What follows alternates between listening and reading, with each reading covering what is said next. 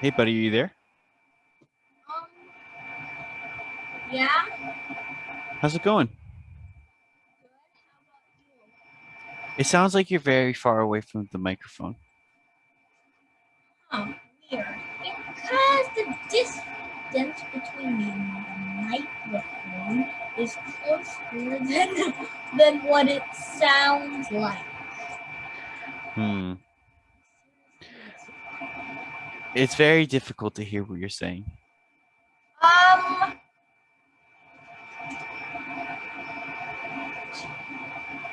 Um, I just need to talk louder then, right?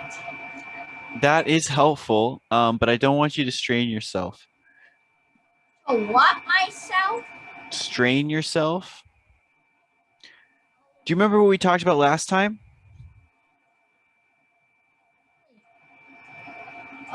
Is Aiden not joining?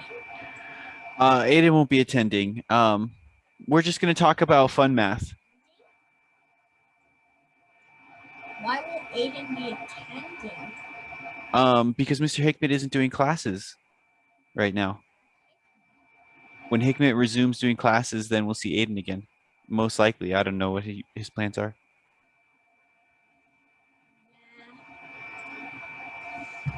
So, and since Mr. Hickman's not doing classes anymore, it's just me then? Yeah, your dad asked me if I would spend some time talking to you about math. And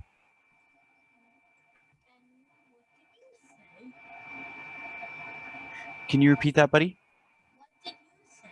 Sometimes, yeah, I might have had other teachers experience this before when they can't exactly hear what I'm saying. Um, can you hear what I'm saying? When you speak up, I can. But when you talk at regular volume, it's very hard to hear what you're saying. Okay, so can you hear me now? Yeah, Is this how I should talk now? it's hard. Sometimes it picks you up, sometimes it doesn't, and it's very sensitive it seems. Let's just talk about math, okay, buddy? You think so? Yes. Do you remember what truncations were? Yes, I do. So, for instance, let's say I have this polynomial f of x, which is a n x to the n, where n starts at 0, and let's change that to a k. K equals 0 and goes to n, Great. where n, Let's actually make this I even. Let's make this I. We have to be a little bit careful with our indices because we're going to be using a lot of them, right? hold up, n, or whatever variable you're using, can we specify one variable? No, n is greater than 0, Okay, great. and it's So, also less the d of f. D is the degree function. D no, we're is going to assume that n is equal to the degree. So we are going to also assume that an does not equal 0. oh so and also n is equals d of f. Yeah, but we know that. We know that, right? That's just a definition. Down. Okay, so then But what is the kth truncation of f of x? I'll just so just n is d of f, or d is the degree of f. Okay, so if I write down a truncation, the terms look very similar except for what? Except for that this is this is supposed I'll make a new variable m where m is less than or equal to n. Uh, no, it's k. K goes up there. We don't need another variable. We need to use this variable k, right? So What? one What? thing that About using K or N? here's a theorem. Same thing. Tk f of x is the unique polynomial. Which? Well, with we have to say something about its degree, with degree less than or equal to k, which has an intersection. Are you sure you can say less than or equal to? Well, because sometimes ak can be 0, right? We're only assuming that an doesn't equal 0, but sometimes ak can be 0. So Can a zero be zero? a 0 can also be 0. Well, that would be weird since it's equal to its index. Sometimes it happens like that. Okay, so has an intersection. I should say, which intersects. There we go. Intersects f of x k plus 1 times at x equals 0. Okay. So this was really powerful for us because we saw that it gave us a way to get tangent lines for free above the origin, right? Above or below the origin. I was gonna point that above the origin could mean that the y coordinate y coordinate could also have been negative, but the x coordinate was still 0, and then it wouldn't be above anymore. It would actually be at the value of a0, right? No, I meant if the y coordinate was negative. Yeah, so the y coordinate being positive or negative depends on whether or not a0 is positive or negative, right? Yeah. Okay. And So this is useful because it gives us tangent lines, but it's limited because we're assuming x is equal to 0, right? But what if x is equal to 1? Yeah, what if we have any other spot on the number line, right? So For some definition right here. The polynomial f let's call that x, and then I'm going to put an r here. let's call that number m, whatever the new color is. Not color. I equals 0 to n bn x minus r to the, oh, these shouldn't be n's, these should be i's, sorry. Corbin? Yes. Do you already have a value for a variable name for what that value is? That's not 0. We're going to say r. R is where we're trying to understand the function around. That's where we want the tangents at x equals r. So we say Problem that wants the tangent this at 1 and not r. I'm going to use r. R could be 1, but we're going to use r because we want to get a very general formula. We don't want to have to try to do it over and over again. R cannot be equal to 1. No, r can be equal to 1. R can be equal to any value. But okay, so we say that this is f written is f of x written around x equal to r if the if we should say this actually. Let me scroll down a little bit. Sum from I equals 0 to n of bi x minus r to the I is equal to the sum from I equals 0 to n is ai x minus r to the I. Sorry, incorrect. That's incorrect. Say it out loud. AI. AI, yep. This is what I mean. What I mean is if we expand the x minus r using the binomial theorem, it takes us back to here. And we say that this is f of x centered at 0. And we could write it as f of x with a 0 right here, but this is how we normally think of the polynomial. Okay, so with this definition, right, we want to be able to rewrite the polynomial so we can study it somewhere else at x equals r instead of x equals 0. Can R just coincidentally happen? Hey, if R is 1, does that ruin the formula? It doesn't. It doesn't matter if r is 1 or not. Because if some R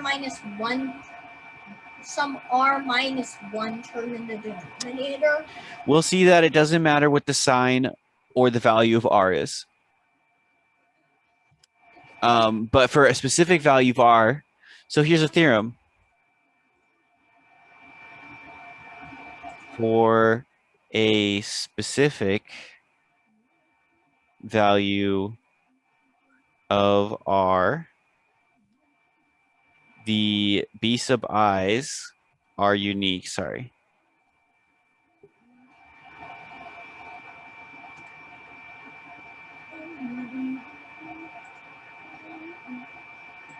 Okay.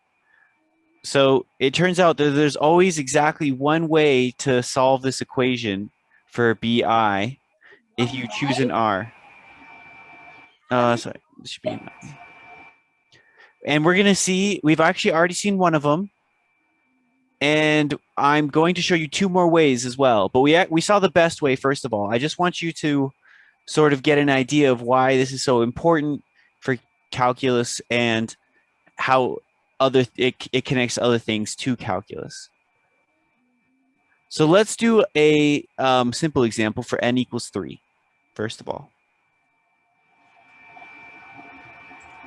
And we're going to see why the set R to 1 in the example. I don't want to set r equal to 1. I don't want to. Do you want to set it to? I want r to be r so that we can set it to whatever we want later. But if we set r equal to r, then that will let us understand the polynomial at every single point. If you pick a specific value for r, it kind of makes it harder to see the pattern. Yes, but I have a specific problem. We'll solve your problem at the end then. Needs you to set it equal to 1. Let's do it after we get the formula then. How about that? So we can solve your problem once we get the formula, and then we won't have to get the formula over again for a non-specific r. But let's do it when n equals 3, and you'll see what I'm talking about. So n equals 3 tells us that f of x is equal to a0 plus a1x plus a2x squared plus a3x cubed. And we want to rewrite f of x at r, so that's b0 plus b1 times x minus r plus b2 times x minus r squared plus b3 times x minus r cubed. Right? And so we're gonna use the binomial theorem to expand this. So we get b0 plus b1x plus b2x squared plus b3x cubed. And then we're going to have minus b1r. I'm going to actually put that over here for a pattern reason. 0 and then minus b1r. And then we're going to have minus 2 b2r. And actually, I'm going to pull out this minus sign, put these in parentheses, this a plus, b1r plus 2 b2r plus 3 b3r squared. Am I writing these correctly? Multiply that. So there should be just one r on these. I just want to do it correctly. B1R and then minus 2B2XR minus 3B3X squared R. Okay, all right, 0, 0. And then plus B2R squared plus 3B3XR and 0, 0, 0 minus B3. Oh, this should be R squared, and this is R cubed. All right, so now if we collect terms, we have B0 minus B1R plus B2R squared. Oh, that should be a B, not a big 2. B2R squared minus B3R cubed is equal to, excuse me, a 0 plus, and then we have B1 minus 2 B2R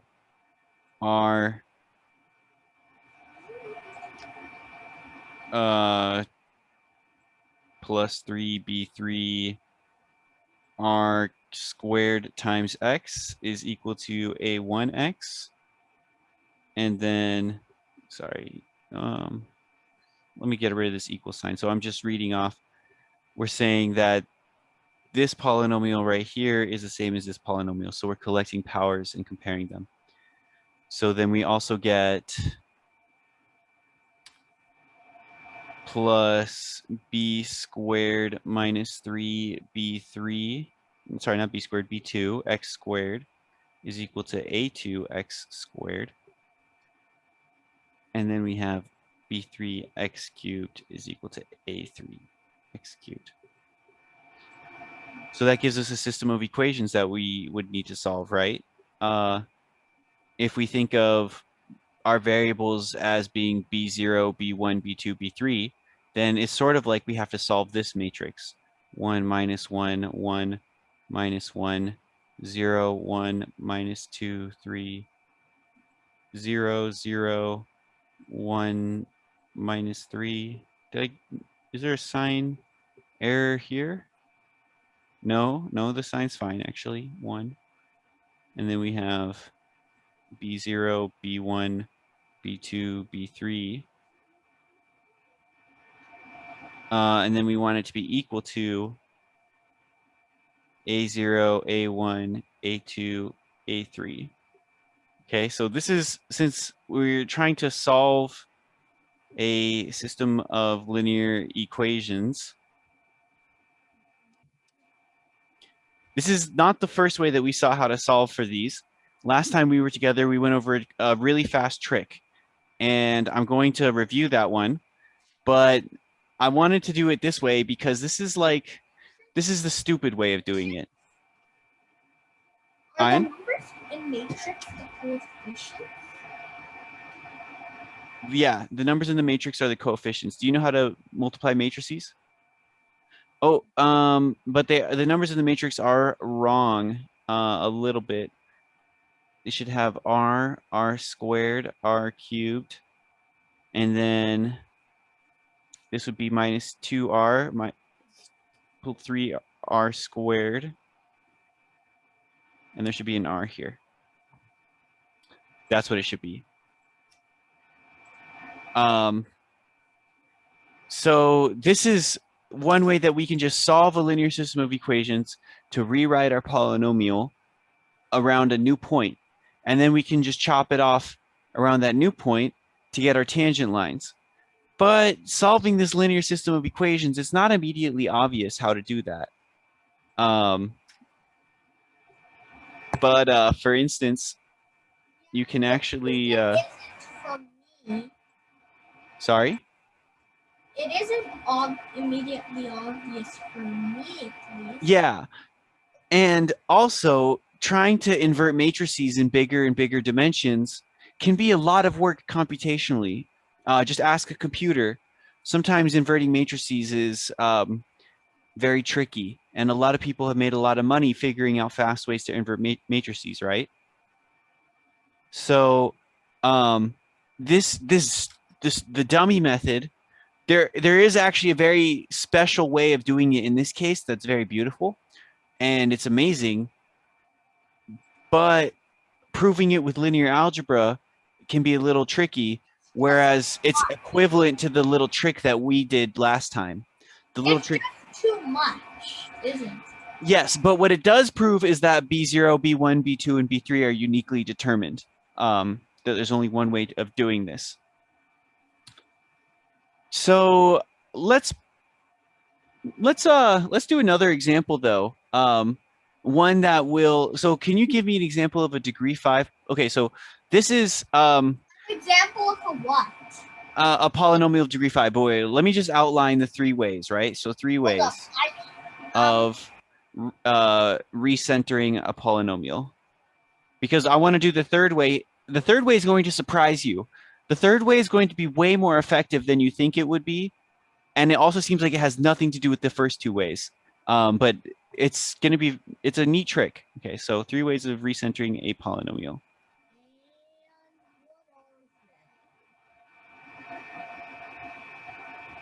What are the 3 ways to recenter? Okay, so last time we did a binomial trick.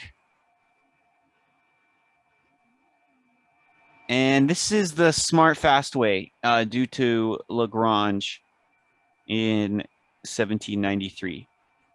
No, 1797. 1793? 1797, sorry.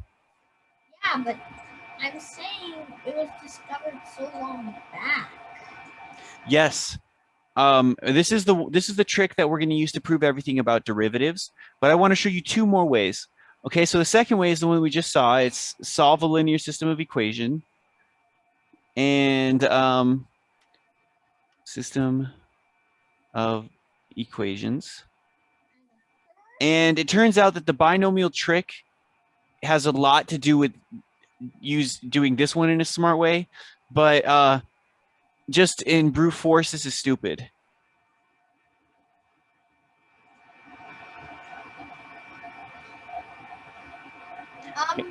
Brute force reminds me of Star Wars.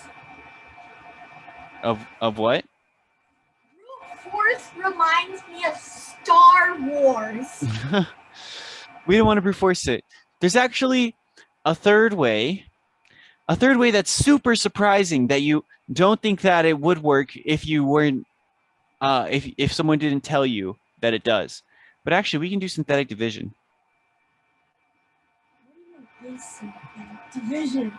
I mean, do you still want a degree 5 polynomial? Yes, but do you know what synthetic division is? Is it basically polynomial division? It's basically polynomial long division by a linear factor, right? I have a simple example. Maybe if you had. Wait. We'll actually do the synthetic division on the degree 5 polynomial that you gave me. But synthetic division actually can also do a lot of calculus for you. It's very surprising. Division by what? Okay, I'll make sure. So what's our f of x? Like a factor, a linear factor, and multiply it by a degree 4 polynomial to get my degree 5 polynomial, and I'll tell you what the linear factor was. Okay. So I'm going to multiply linear factor that I got multiplied by, and I'm going to get a degree. Excuse me. Polynomial and multiply it by my linear factor, and give you the result. Okay, so the linear factor was x minus 1. Okay. And the solution is I'll write it in chat. Excuse me.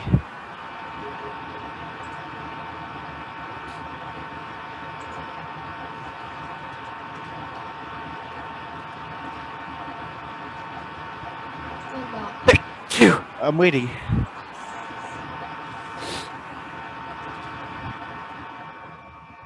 So that's the polynomial, and the linear factor was x minus 1. Excuse me. All right. So let's say we have this thing, but we want to understand it around x equals 2. Wait a minute, I think you skipped one of the terms. You skipped the x cubed term. You're right. I'm sorry I keep sneezing. Plus. And then minus 5x squared. And the linear factor was x minus 1. Yeah. Let's say we want to understand around x equals 2. X equals. So we want to rewrite this as f of x is equal to f of x 2. I can't. Your computer fan got really loud. I can't hear you. Choose that, or did you have? I don't want it to be x minus 1. I'm sorry, buddy. I want it to be a different point. I want to show you how this works. No. I know that's actually a factor. Yeah, I don't care that's a factor. That's not important to our discussion. I specifically wanted to pick a generic point with nothing special going on so that we could observe this pattern working on any example. Yeah, but are you still going to divide it by the factor I gave you? No. Because you can only divide by factors. And with the same. Buddy, it's irrelevant to the lesson. We'll see plenty of synthetic division. So let me remind you of the intelligent way of doing this. Number one, let's do the binomial trick the number one way to rewrite around x plus 2. So we have f of x plus 2 is going to be equal to x plus 2 to the 5th minus 3x to the 4th. Sorry. I'm so distracted by how I keep needing to sneeze. So plus 2 times x plus 2 cubed minus 5 times x plus 2 squared plus 6 times x plus 2 minus 1. And so then we can expand this to x to the 5th plus 10x to the 4th plus it's going to be 20 x. No, not 20. It's going to be more than 20. 5 choose 2 is 10 times 4 is 40. So it's going to be 40x cubed plus 40x squared plus, oh, no, it's going to keep going up actually. So then another 10 times 8. So that's going to be 80x squared.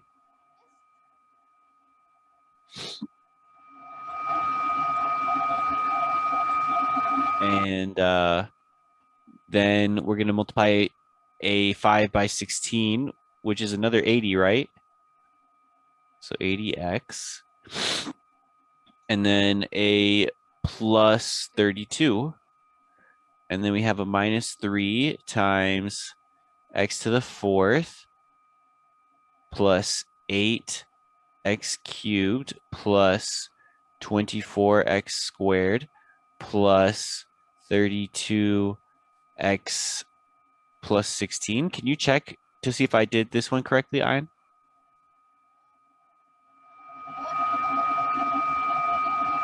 I can't hear you, buddy. You sound super far away. I'm trying to.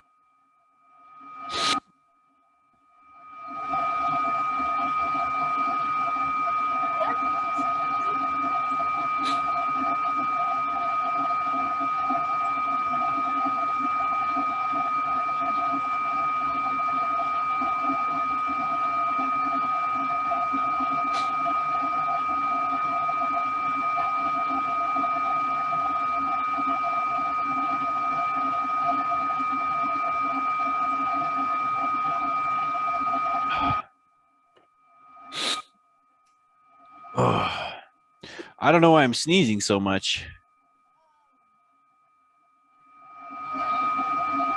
Plus 6x plus 12 minus 1.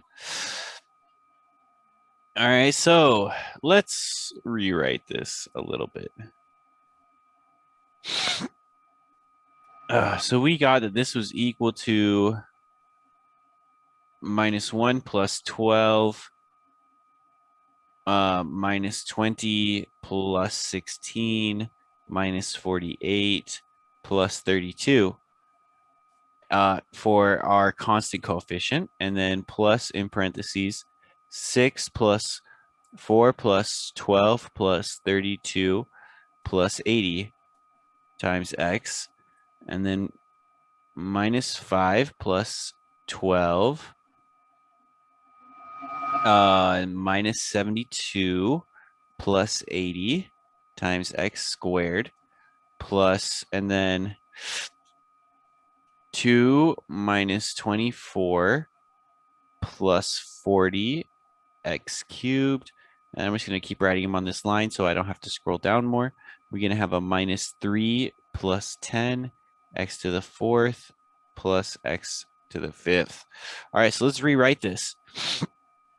Minus 1 plus 12 is 11, minus 20 is minus 9, plus 16 is 7, minus 48 is minus 41, plus 32 is 9, right?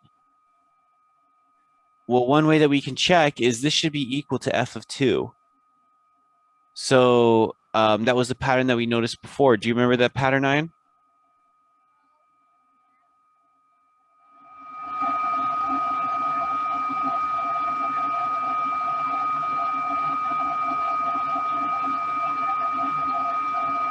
If you're talking, Ian, I can't hear you at all. I said yeah. I'm sorry, buddy. The microphone on your end is something is really wrong with it. Okay, so actually, let's just compute the coefficients first, and then we'll use the checks to see if we did it correctly. So 6 plus 4 is 10, plus 12 is 22, plus 32 is 54, plus 80 is 134. So that's 134x plus minus 5 plus 12 minus 27 plus 80. Did I skip some signs? I did skip some signs in this one right here. Let's see. Plus. And then this is wrong, completely wrong. That's plus 12. This should be a, this is wrong. All right, so that's going to be a minus 20. And then 32 times 3 is minus 96. All right. Let's see what we really got. So minus 14 plus 12 is minus 2. Minus 96 is minus 98. Plus 80 is minus 18.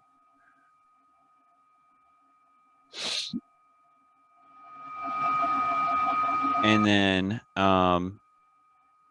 we had a, for x squared, minus 5 plus 12 is 7. Minus 72 is negative 65. Negative 65 plus 80 is 15. So 15x squared. And then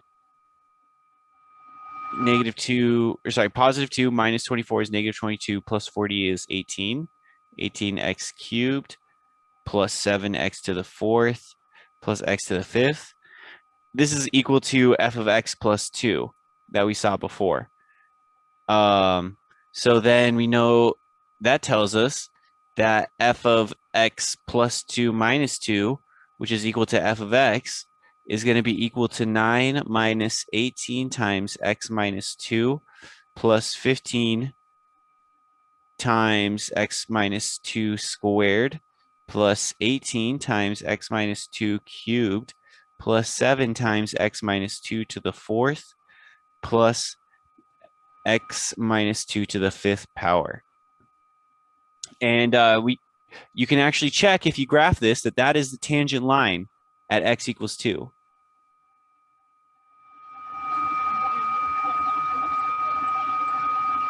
I can't hear you, buddy. I wasn't even saying anything. Okay. Isn't that kind of amazing?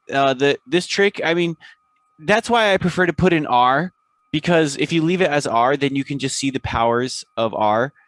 Whereas if you force R to be something, then you get larger and larger numbers in your computations. I guess setting R equal to 1 makes the computations very small, but it's still then it just kind of hides some of the pattern. So I'm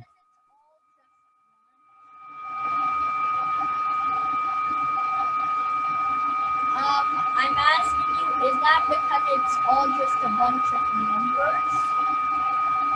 no, setting R equal to 1, any power of 1 is just 1. So it just deletes all the powers of R. Okay, so let's do synthetic division on this thing. So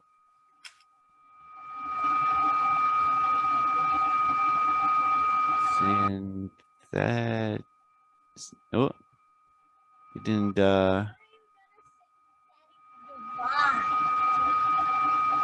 what are you saying, buddy?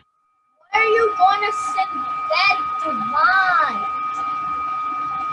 Because it's going to give us the same thing. 3x to the 4th plus 2x cubed minus 5x squared plus 6x minus 1. So when we do synthetic division by 2, we write it like this.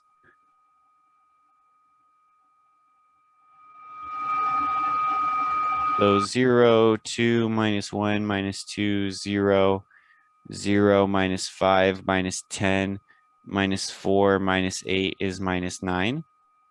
So the first thing we got, oh, the sign is off. Let me consult the book real quick. Let me just make sure I'm not doing it incorrectly.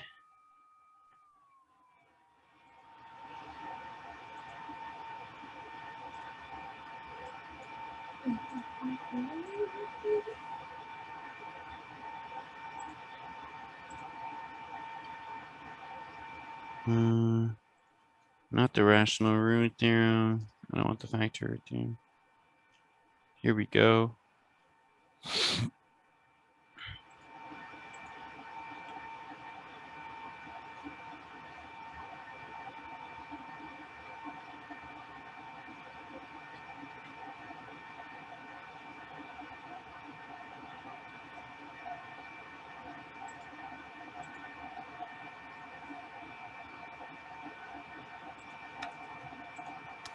All right, let's see. Did I make a mistake here?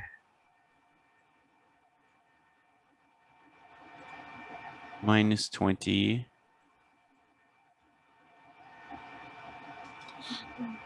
Should that thing be positive 9 or negative 9? So 11 minus 9, 7 minus 41 plus 32. That should be a minus 9. Okay, great. Great. I just made a mistake there. That should be a minus 9. This is how you check. Synthetic division will make sure you did everything correctly. Okay, so we got a minus 9, and then we're going to do by 2 again. So that should be a 1, not a 0. 1, 1, 2, 1, 2, 2, 4, minus 1, minus 2, minus 6. All right, so that tells us that I did this one wrong. Dang. All right, it's all the x coefficients. So 6, yep, minus 20, 12. 32 times 3 is 96, so it's negative 96. And then 80, so this is minus 16, minus 4, minus 24, 6. Why is this disagreeing with me here?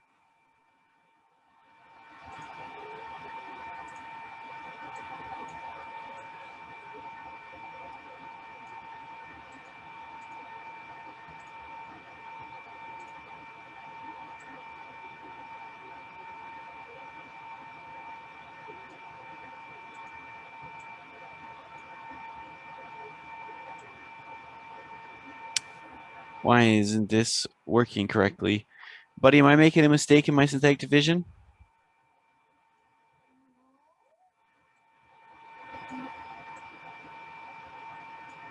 It it must be the mistake with the book. No, the book is pretty good. This is a good book. And I've done it before. Let's see what happens if we can. There's another way that we can check still at the end of this. So we have to draw the line 1, 2, 3, 6, 8, 16 minus 15. So there's a plus 15 here and a minus 15 here. That's not good. Let's see, did I get the x squareds correct? Minus 5 plus 12 minus 72 plus 80. Yeah, 15. Why is this wrong? Hmm.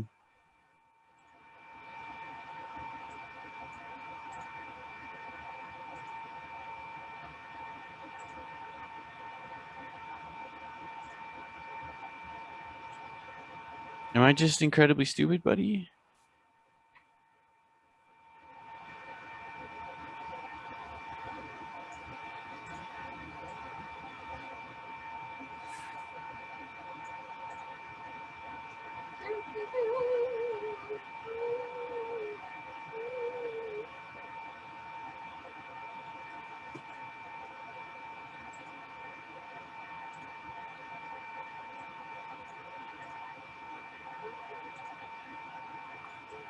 Oh, so now we have to check all of these.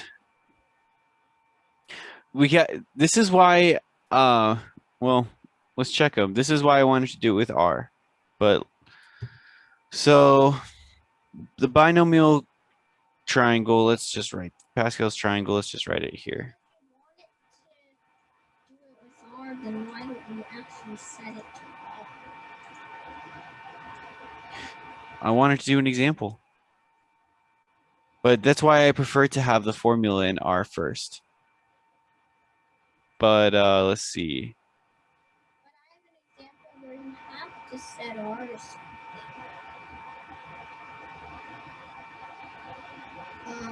Corbin, What's up? I have a problem in which I have to set R to something, in which I don't have the can't keep it R. That's what the formula's for.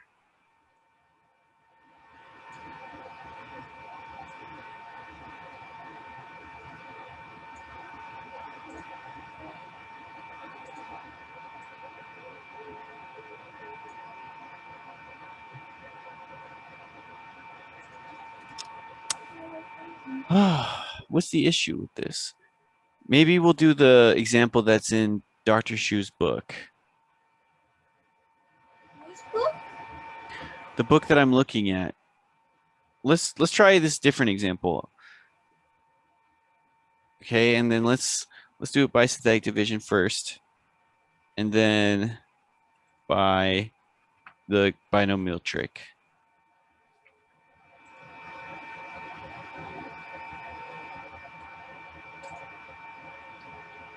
Synthetic division. Synthetic division. All right. Let's try this one. Y is equal to x to the fourth minus 3x cubed plus x squared plus x plus 19. And we're going to do synthetic division by 2.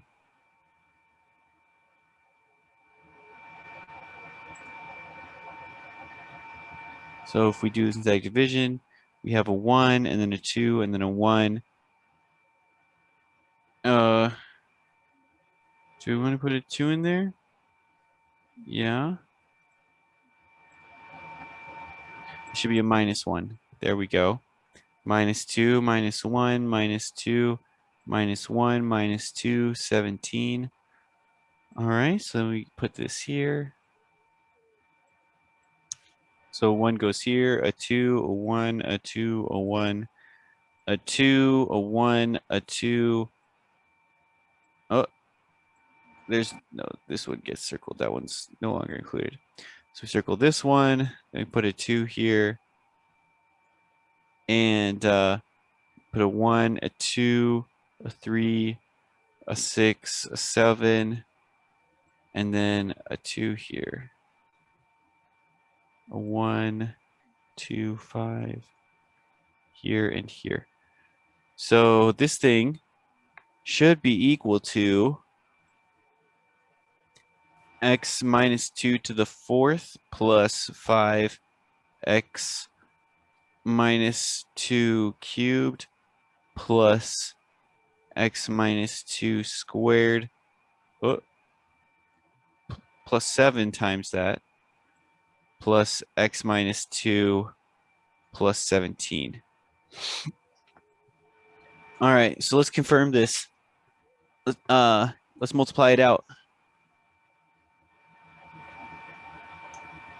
So x minus 2 to the 4th power is going to be x to the 4th minus, that's going to be a minus 8x cubed, and then a plus 24x squared, and then a minus 32x, and then a plus 16. And then the next one is going to be plus 5 times x cubed minus 6x squared plus 12x minus 16. No, minus 8.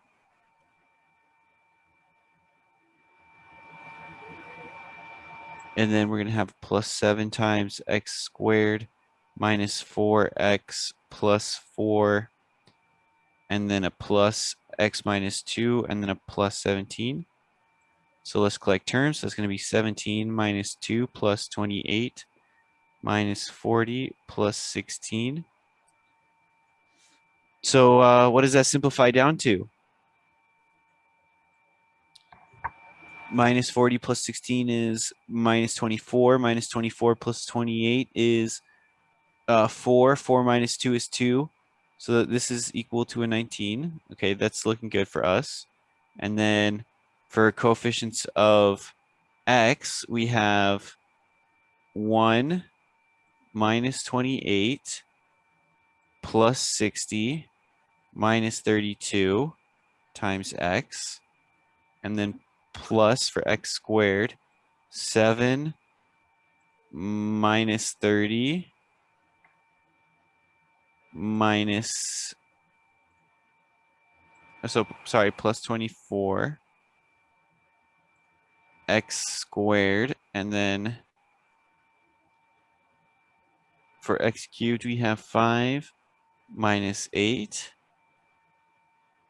and then plus x to the 4th. So this is going to be equal to 19, and then plus x, and then we're going to have a plus x squared, and then a minus 3x cubed plus x to the 4th. We had here, right? So this number goes here, this number goes here, this number goes here, this number goes here, and this number goes here. So, and I'm sorry I couldn't solve your problem. I'm going to figure out what went wrong here, because I know that there's just some sloppy arithmetic mistake somewhere. You know what it is? Well, some of these should be changing sign, but that didn't happen.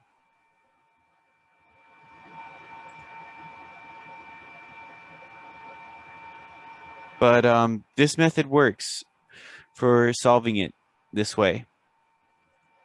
So how are we going to define the derivative now?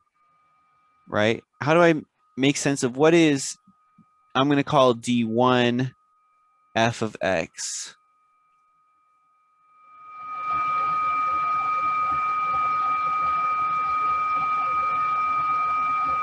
Well, let's go back to this. F of x is equal to a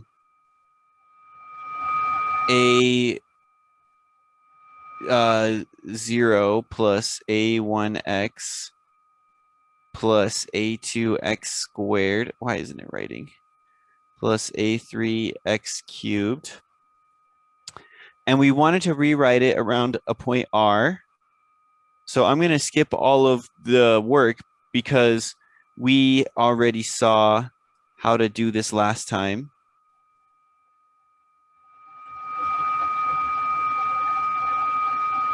Plus a1 plus 2a2r plus 3a3r squared times x minus r plus a2 plus 3a3r times x minus r squared plus a3 x minus r cubed. Do you remember some of the patterns that we spotted about each of these pieces individually?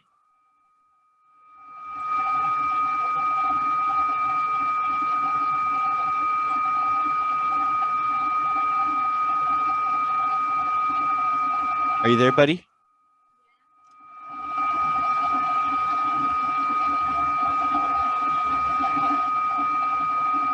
Yes, I thought I heard you just now, but literally I can only hear like a large fan. That's because it's my computer. It's very loud. I can't hear anything else.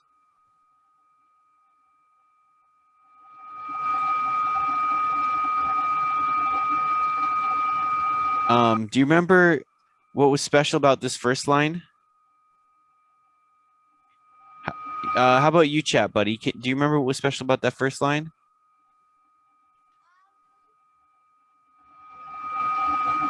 That was f of r, right?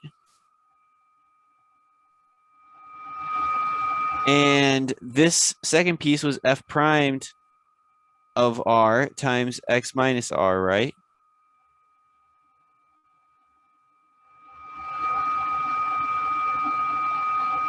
And this piece was f double primed over 2 of r times x minus r. And this was f triple primed over 3 factorial of r at x minus r. So I'm going to define this to be equal to d1 of f at r times x minus r. Okay, so how do we define d1? How are we going to do this using just truncations?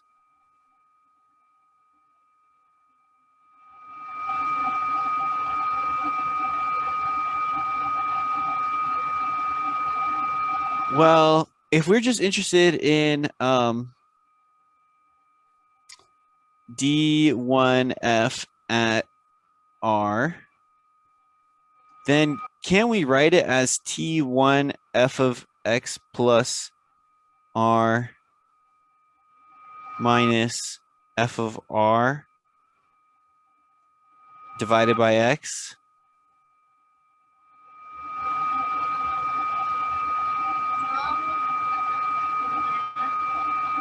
Okay, so why is this definition different from the regular definition of a derivative?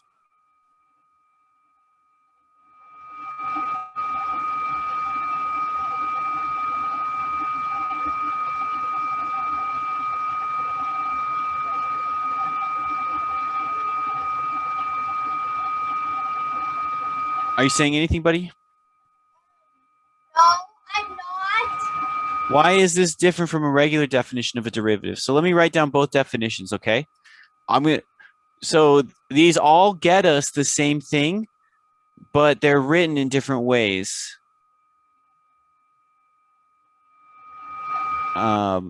Because we want to think of them as coming from different places.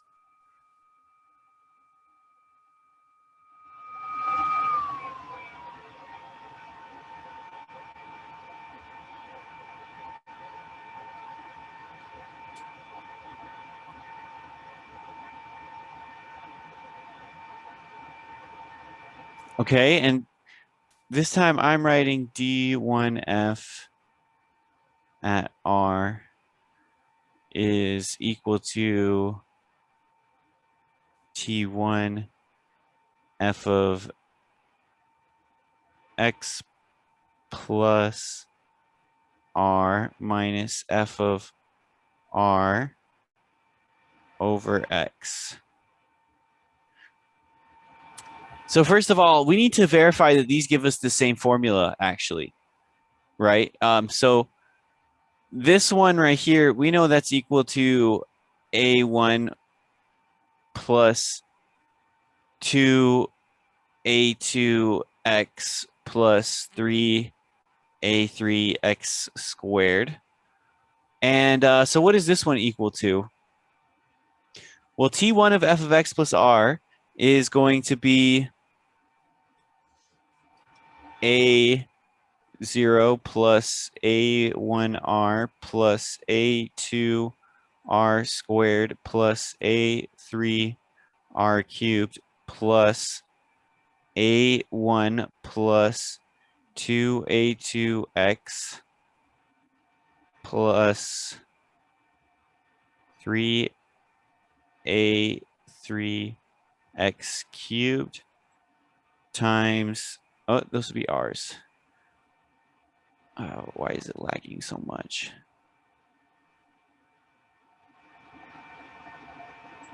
A2, A3, and these should be r's. That should be r squared x.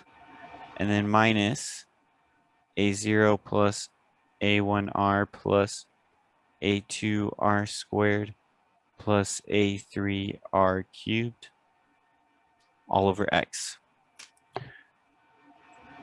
Right? Because so this is what you get when you expand f of x plus r, and then you throw away everything that's greater than x squared. When you do the subtraction, what you're left with is a1 plus a2r, sorry, 2a2r plus 3a3r squared times x over x. So these cancel out. So we do get the same thing, except one is in an x and one is in r, but it doesn't really matter that much.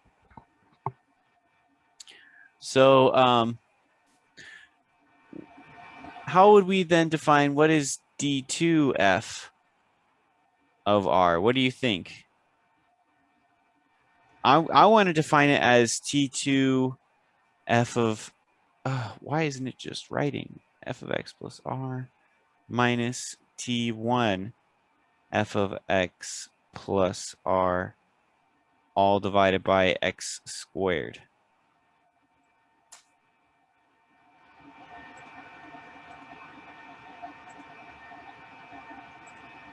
Why would I want to define it this way, buddy?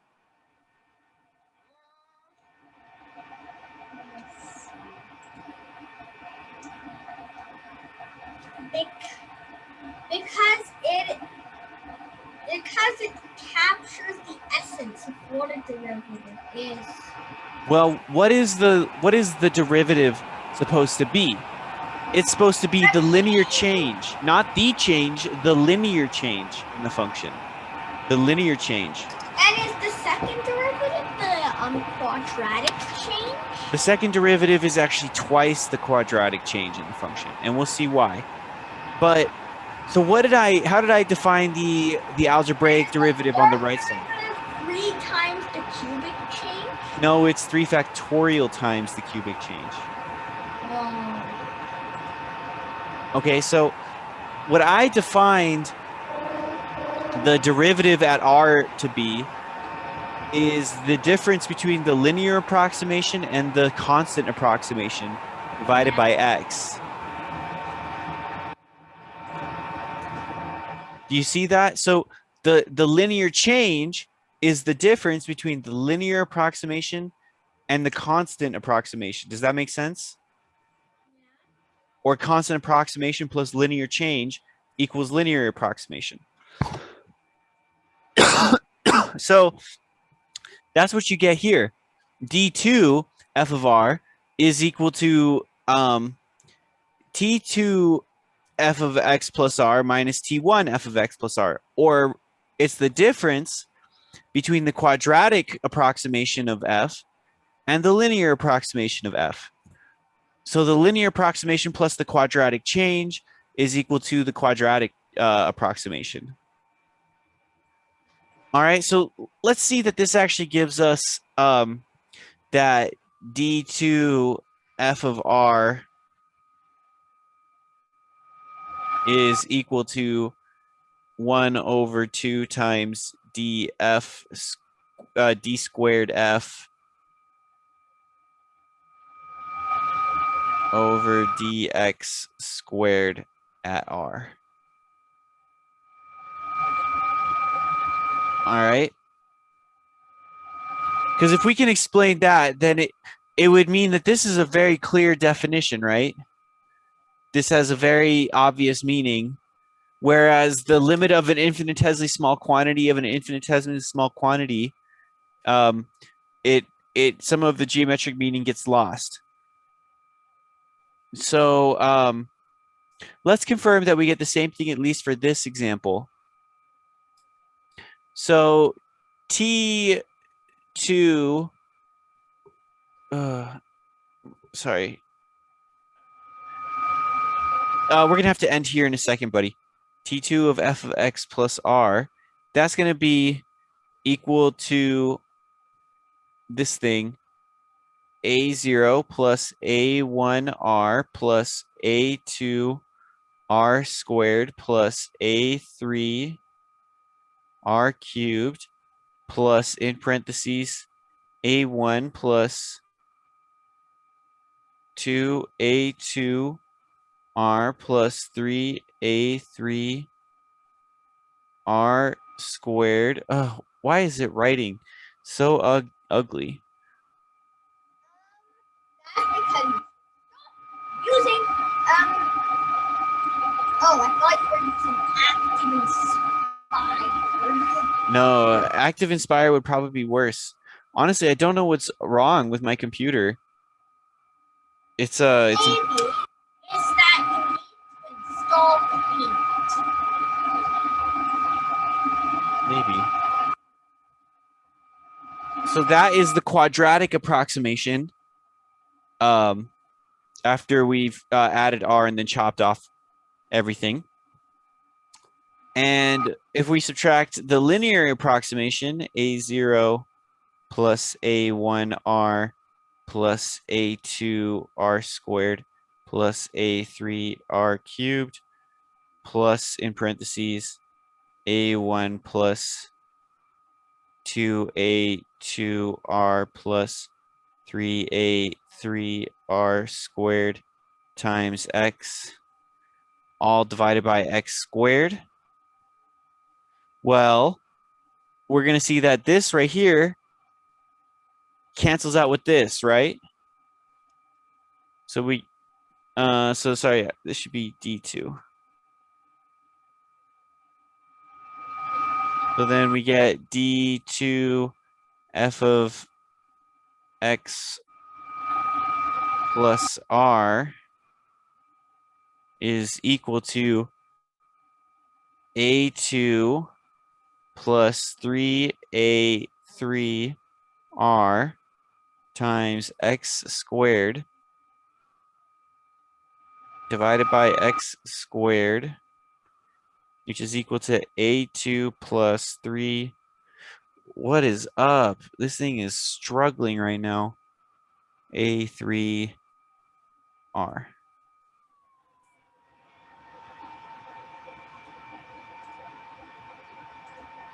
All right. So can you confirm for me that you get the same thing if we did 1/2 d squared f dx squared and then evaluated it r?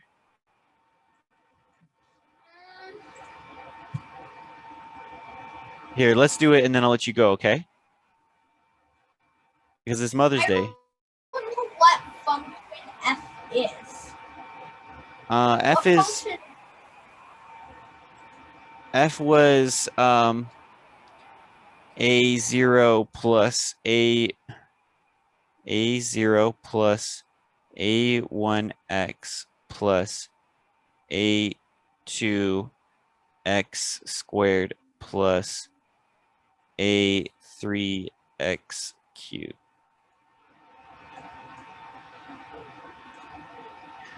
All right. So let's do the first derivative.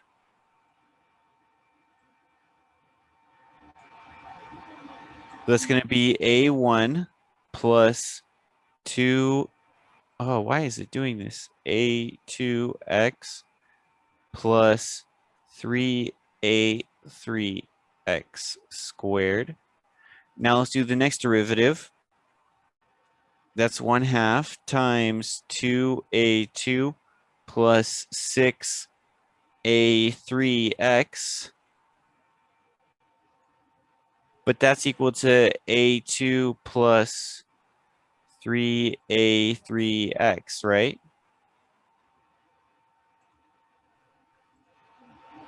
That's what we just got right here, but with an x instead of an r. Yeah. Okay, so do you see, do you see where this definition is going? This, I'm going to call this the second algebraic derivative. It's algebraic because we're dividing by n factorial. So we're not going to prove it this time, but this is where I want you to leave you. So Is that the definition of algebraic? No, that's just in this special case. So I'm going to say the kth algebraic derivative of f is the kth truncation of f at x plus r. Come on. Minus the k minus 1th truncation of f of x plus r. Why is this not working? Divided by x to the k. And it's a theorem that dk of f at r is equal to 1 over k factorial dk dx to the kth f at r. So we'll prove this next time. All right, buddy?